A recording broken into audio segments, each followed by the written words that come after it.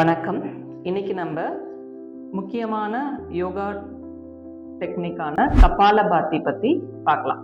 So ப்ராக்டிக்கலாக எப்படி அது எல்லாருக்கும் டெய்லி பண்ணுறவங்களுக்கு எப்படி யூஸ்ஃபுல்லாக இருக்குங்கிறத பற்றி பார்க்கலாம்.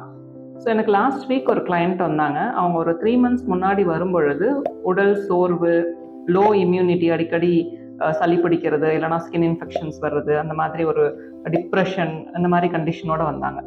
செக் பண்ணி பார்க்கும்பொழுது அவங்களோட தைராய்டு லெவல்ஸ் நார்மலாக இருந்தது, பட் ஹீமோக்ளோபின் கம்மியாக இருந்தது. அதுக்கப்புறம் ஹீமோக்ளோபினை ரைஸ் பண்ணுறதுக்குரிய டயட்டு, மற்ற சில நேச்சுரோபதி டெக்னிக்ஸ் செஞ்சதுக்கப்புறமா ஒரு 2.5 months அப்புறம் ஹீமோக்ளோபின் நார்மல் ஆகிடுச்சு. ஸோ 80% அவங்களுக்கு அந்த டிப்ரெஷன், டயர்ட்னஸ் எல்லாம் பெட்டராக இருந்தாலும், இம்யூனிட்டிலாம் பெட்டராக ஆகிடுச்சு. பட் ஸ்டில் ஒரு மனச்சோர்வு மாதிரி இருந்துட்டு இருந்துச்சு.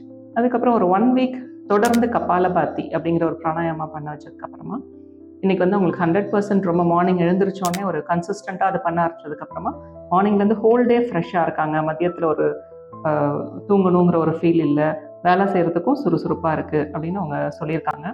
ஸோ ஏன் அப்படின்னா கபாலபாதி அப்படிங்கும்போது நம்ம அதை செய்யும் பொழுது தலைக்கு பிளட் ஃப்ளோ அதிகமாகும், அதாவது பிரெயினுக்கு. அப்போ ஹோல் டே ஃப்ரெஷ்ஷாக இருக்க முடியும் மார்னிங்கில் அதை செய்யும் பொழுது.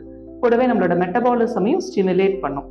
ஸோ அடிஷ்னலாக நம்மளோட டமி, அப்டமனுக்குள்ளாக இருக்கிற ஆர்கன்ஸையும் ஸ்டிமுலேட் பண்ணும். நம்மளோட லங்ஸ், ஹார்ட் எல்லாத்தையும் ஸ்டிமுலேட் பண்ணுறதுனால ஓவரால் சர்க்குலேஷனும் இம்ப்ரூவ் ஆகும். ஸோ ப்ராப்பராக கபாலபாதி கற்றுக்கிட்டு ரெகுலராக பண்ணும் பொழுது நம்மளுக்கு நிறைய பெனிஃபிட்ஸ் கிடைக்கும். ஸோ ஏக்கியோடு ஏய்ந்து வாழ்வோம், இன்பமாக வாழ்வோம். தேங்க்யூ.